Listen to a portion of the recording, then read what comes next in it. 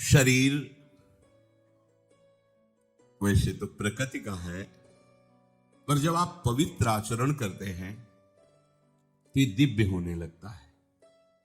पार्थिव होते हुए भी ये शाश्वत हो जाता है। कितने ऐसे महापुरुष सदैव भगवान के धाम गए। श्री तुकाराम जी के लिए विमाना सदैव गए, बैठ करके विमान में उसी शरीर से गए। मीरा जी उसी शरीर से समा गए। प्रेमावतार महाप्रभु चैतन्य देव सशरीर अंतर्ध्यान समा गए जगन्नाथ जी में। बहुत से ऐसे भक्त जिनको कोई जानता भी नहीं, उनका दिव्य शरीर हो गया। चलो हमें ये नहीं करना कि हमारा भाव बने कि हम मरे ही ना, शरीर ना छूटे, पर वो शरीर भी भगवत स्वरूप हो जाता है। कई ऐसे संत भगवान को बड़ी दिव्यता स्पर्श करने मात्र से एक अलौकिक ऊर्जा शक्ति हृदय में संचरित होती है, जिनका शरीर पावन हो जाता है। अरे तीर्थी कुर्वन्ति तीर्थानि, जहां चरण रख दे वो भूमि तीर्थ हो जाती है। तीर्थों में भी तीर्थत्व आ जाता है। गंगा भी निष्पाप हो जाती है। हरि और गंगा उनके पीछे डोलते हैं। अभी एक पद में आया था जो संकेत किया, देखो हरिराम व्यास जी क्या कह रहे। हरि और गंगा जी उनके पीछे डोलते हैं, जिनका शरीर भगवत सेवा के सिवा कभी भी कोई भी अन्य चेष्टा शास्त्र विरुद्ध नहीं करता, उनके शरीर पावन हो जाते हैं।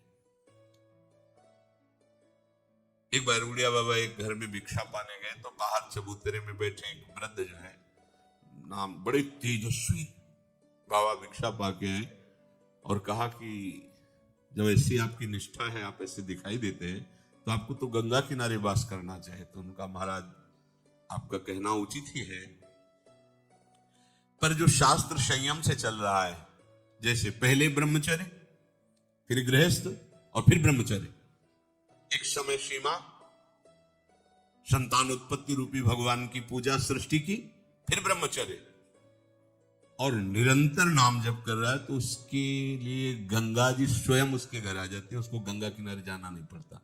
बाबा बहुत प्रसन्न हुए।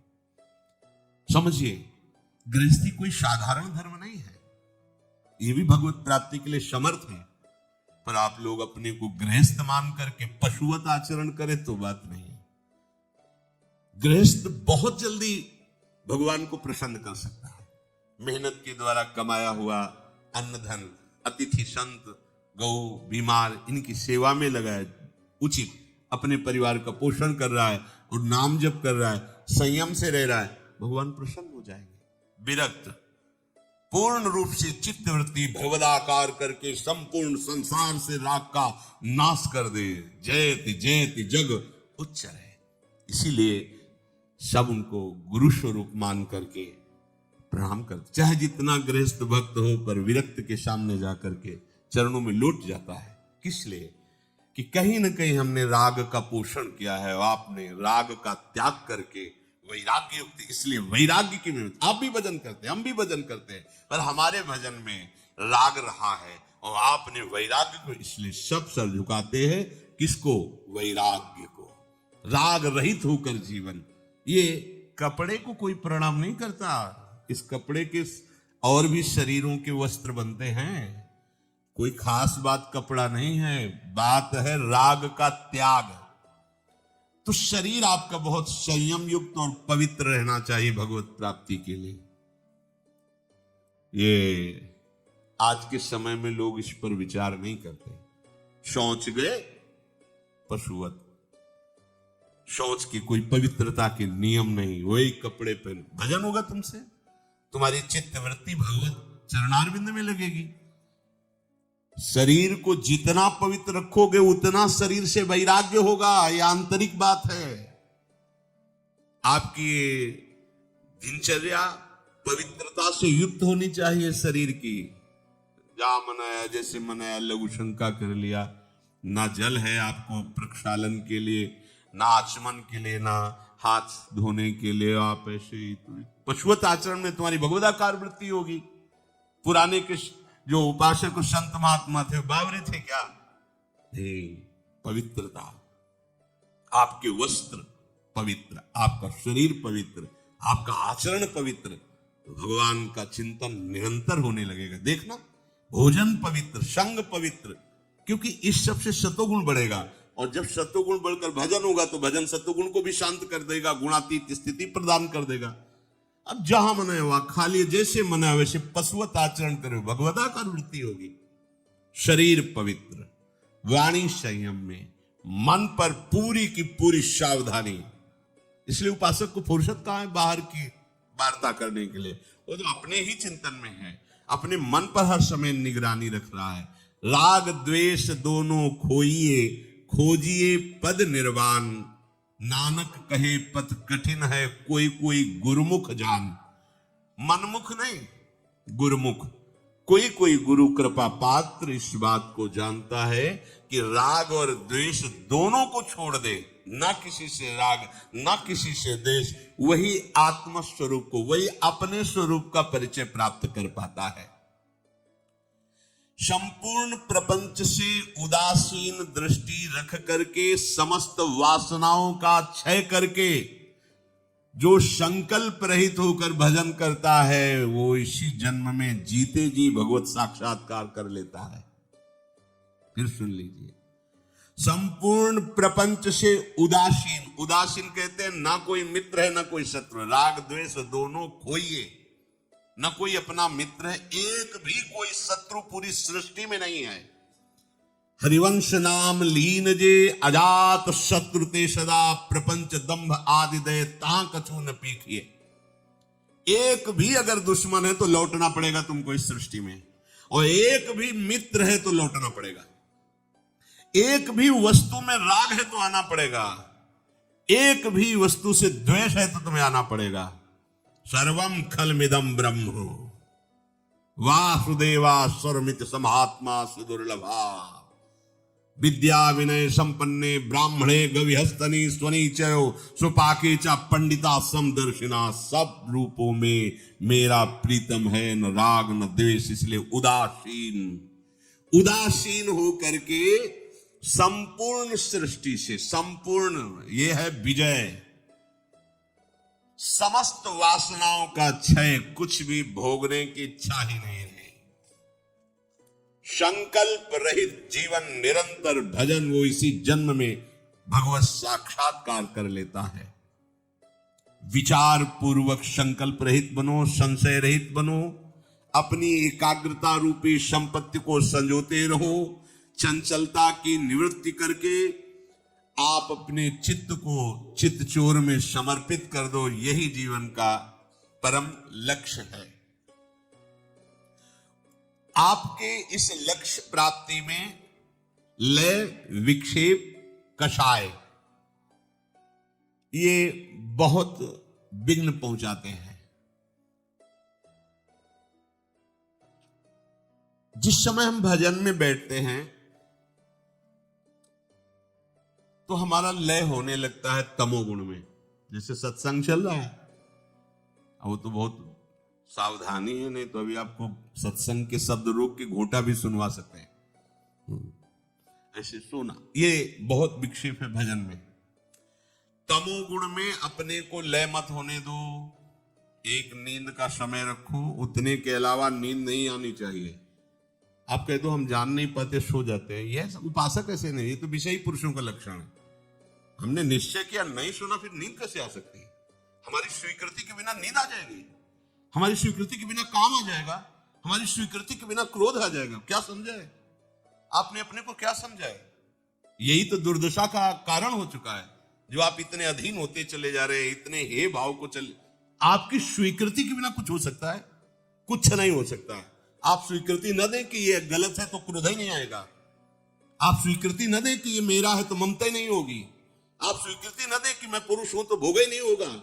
स्वीकृति आपकी स्वीकृति ही है। तो अति भोजन, ये खट्टी डकारे नहीं आनी चाहिए उपासक को।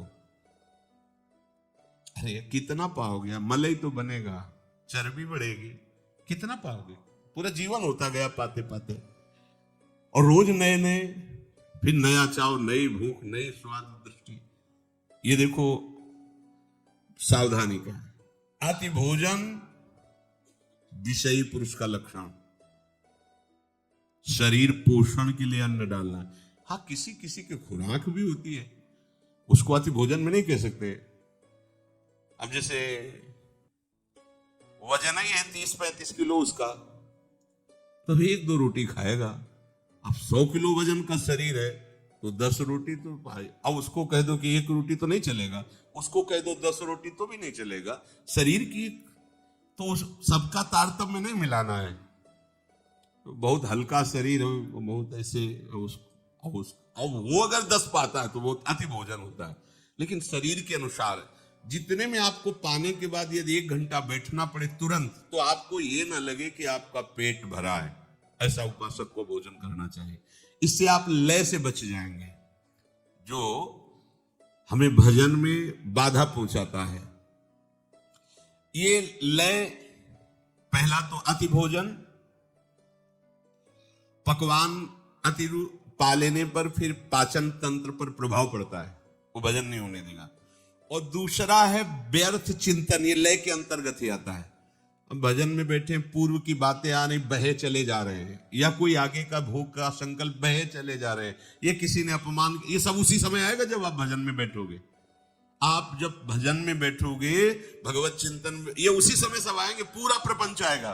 पूर्व में किसी ने कोई कड़वी बात कह दी, अचानक जांचो उसने ऐसा कहा, फिर आपको ये लय सहना पड़ेगा। मन दे रहा है, आपको स्वीकार नहीं करनी है बातें। दूसरों के भजन की न्यूनता दिखाएगा। हम तो सुबह इतने बजे उठते हैं, वो तो सोता रहता है, और वो माला लेके बातें कर, हम तो भजन करते हैं, वो ऐसा वो ऐसा। ये उस समय जब भजन कर रहे हैं, बहुत सावधान। और कोई नशा करना, बोले थोड़ी चना मटरा की तरह भांग चढ़ा लो तो बोले बढ़िया ध्यान लगता है। भैया सिद्धों के काम, साधुकों के नहीं। आप इस चक्कर में न पड़ना। सिद्ध संतों की लीलाएं बड़ी विचित्र विचित्र होती है। 10 तोला संख्या जय रोज पाते थे। उड़िया बाबा इस बात को देखने के लिए उनके पास गए और कहा, महाराज हमने सुना 10 तोला संख्या पाते हैं। हाँ, बोले आज हम आप पाते देखेंगे आपको। हाँ, बोले हमारे तो रोज करने, 4 बजे आ जाना, हम 4 बजे पीसते हैं संख्या धतूरा। तो महाराज इतने में तो 25 आदमी मर जाएंगे, आप कैसे? बोले अभ्यास। पहले दिन एक बीज ऐसे रगड़ के चाटा था, और धीरे धीरे 1 बीज, फिर 2 बीज, इतना। अब शंकर भगवान हलाल जहर, तो आप उनकी प्रसादी, धतूर का फल चढ़ता शंकर जी में, सेव का फल चढ़े तो प्रसाद रूप में धतूर खाओगे क्या? तो ये भी देख रहा है कि बड़े बड़े सिद्धों की अलग अलग लीलाएं रही।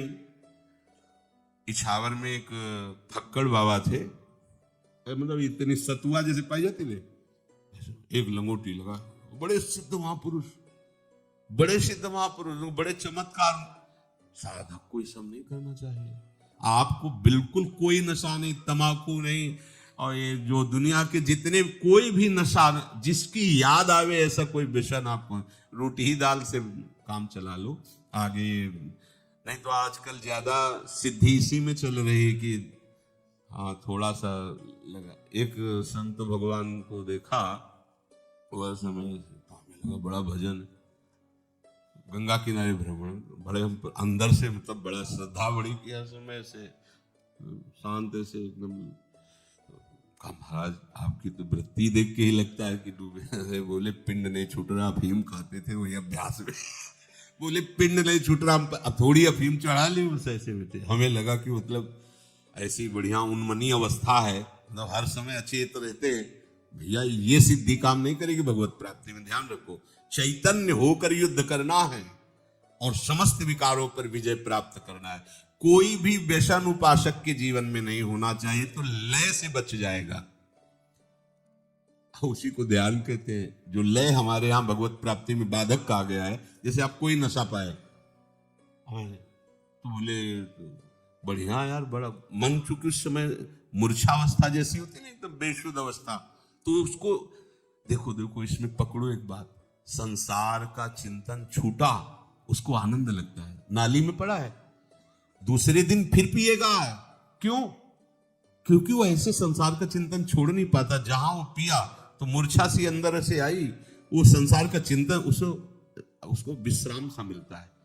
शयन में, नींद में जो आपको विश्राम मिलता है ना, संसार का चिंतन छूटने का।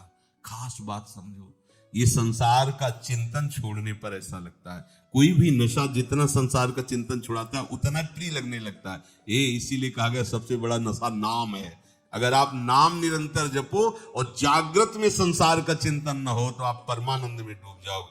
तभी तो जिसको चस्का लग गया ना इस नशे का, नाम का, नहीं। अभी एक परिवार आया था, हमें आप परिचय, हर समय नाम, हर समय पूरा हम बार बार उनका स्मरण करके अंदर भाव धन्य है ऐसे ग्रह, हर समय वो नाम, पूरा परिवार लगकर। ये देखो, ये है जीवन, ये जीवन है।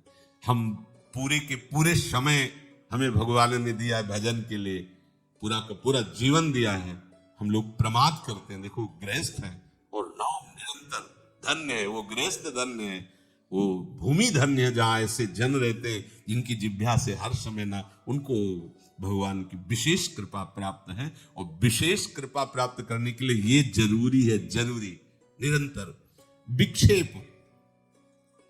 ये जो बार बार विषयों का चिंतन होता है, चिंतन के अनुसार क्रियाएं हो जाती है, भगवत प्राप्ति में बहुत बड़ा विक्षेप है। विषय चिंतन, विषय क्रिया, और इस विक्षेप को आप विक्षेप मानते ही नहीं है। नहीं तो आप क्यों करते हैं? माना स्फुरना हो सकती, पर आपसे क्रिया कैसे होती है? और जब क्रिया हो रही है तो आप साधक नहीं, साधक नहीं तो साध समाज में फिर रहने लायक नहीं हो, बैठने लायक नहीं हो, संभाषण लायक नहीं हो। ये व्यवहार का मार्ग थोड़ी है, ये व्यवहार का मार्ग नहीं है, ये परमार्थ है। अगर आप प्रियालाल के प्रति समर्पित नहीं हो, आपके आचरण पवित्र नहीं है, आप आचरण पवित्र नहीं करना चाहते हो, आप चिदानंद तत्व में स्थित नहीं रहना चाहते हो, तो जिसने अपने सगे संबंधियों का त्याग कर दिया वो तुम्हारा कैसे साथ स्वीकार कर सकता है? सोचो, जिसने, जो शरीर को पैदा करने वाले हैं, शरीर के सगे हैं, उनको तो ऐसे छोड़ दिया, फिर तुम्हें क्यों स्वीकार करेगा? तुम्हें तो इसीलिए स्वीकार किया ना कि तुम वास्तविक सगे हमारे हो, प्रियालाल से संबंध रखते हो, विषय निर्विकारता की तरफ आगे बढ़ रहे हो, तो स्वागत है आपका हमारे सगे संबंधी हो, आप हमारे स्नेही हो। नाते नेह राम के मनियत सुहद सुसेव्य जहां लो, अंजन कहां आंख जो फूटे, बहुतक कहां लो। वो अंजन किस काम का जो आंख फोड़ दे, वो मित्र किस काम का, वो शिष्य किस काम का, वो संग किस काम का, जिसके चिंतन में हमें प्रियालाल न दिखाई दे, जिसके आचरण में प्रियालाल के प्रति समर्पण न दिखाई दे, किस बात का मित्र? बहुत सावधान। विक्षेप से मुक्त होने के लिए अनात्म पदार्थों का चिंतन, उनकी भोग की वृत्ति, उनमें सत्यत्व बुद्धि, सुख बुद्धि, इसका त्याग करना होता है। कषाय, मन के भोगों के चिंतन में लगने पर जब हम उसको हटाते हैं तो वो हमें क्लेश देता है। जो इस क्लेश को ना सह करके मन के अनुसार चल देता है उसे कषाय कहते हैं। प्रायः कोई बिरला ही सूरवीर होता है जो इस बात को सह पाता है। बाहर की लाठी के प्रहार को सहा जा सकता है, लेकिन मन की मार को केवल महात्मा सह सकता, दूसरा नहीं। इतनी मार देता है कि अपने हाथ से फांसी लगा लेता है आदमी, अपने हाथ से जहर खा लेता है, लेकिन मन की मार नहीं सह पाता। और उसी को जो सह जाता है वो महात्मा होता है, इसलिए जगत बंधनी होता है वो। मन की मार को सह जाना ये बहुत बड़ी बात है। मन जहां नचाता है वैसे पूरी सृष्टि नाच रही है, और मन को जो प्रभु के चरणों में नचा देता है उसे महात्मा कहते हैं। और नाम में सामर्थ्य है, ये सामर्थ्य आप में जागृत नाम करेगा। भोगों से हटाने में जो क्लेश होता है उस क्लेश को मन तुम्हारे हृदय में पैदा करेगा, उसको सहो। यम ही न व्यथयन्ते ते पुरुषम पुरुषार्थम। हे पुरुषों में श्रेष्ठ अर्जुन, जो इस मन के द्वारा दी हुई व्यथा से व्यथित नहीं होता वो परम पद का अधिकारी होता है। ये अंदर बैठा लिए बातें अंदर बैठाने की है। और जो उस मन की जलन को मिटाने के लिए मन पर दया करके उसकी आज्ञा के अनुसार बर्ताव करता है, वो भगवत प्राप्ति से विमुख हो जाता है। ये मन बहुत थोड़ी देर तो यार मनोरंजन चाहिए ना। हाँ यही तो चाह रहा है वो, थोड़ी देर दो, पूरी सामग्री 24 घंटे के लिए जमा कर लेगा। मन को अगर आपने थोड़ी देर के लिए भी उसको छूट दे दी तो इतना वो चतुर खिलाड़ी है, कि 24 घंटे तुमसे युद्ध करने के लिए वो सामग्री तैयार कर लेगा। हर समय उस पर नजर रखनी, सोते जागते उठते बैठते देखना, इंद्रियों के न घोड़े भगे, रात दिन इनमें संयम के कोड़े लगे, तभी उसको इनाम मिलता है इस बात का। क्या? अखिल लोक चूड़ामणि प्रभु स्वयं उसे गले लगाते हैं। आओ बहादुर, मेरी माया का त्याग करके मेरे प्रति आयो। जब तुमने मेरे को देखा नहीं था, मेरे से मिले नहीं थे, तब केवल मेरी बात सुनकर तुमने संसार का त्याग किया, इसलिए मैं बिक गया तुम्हारे हाथ।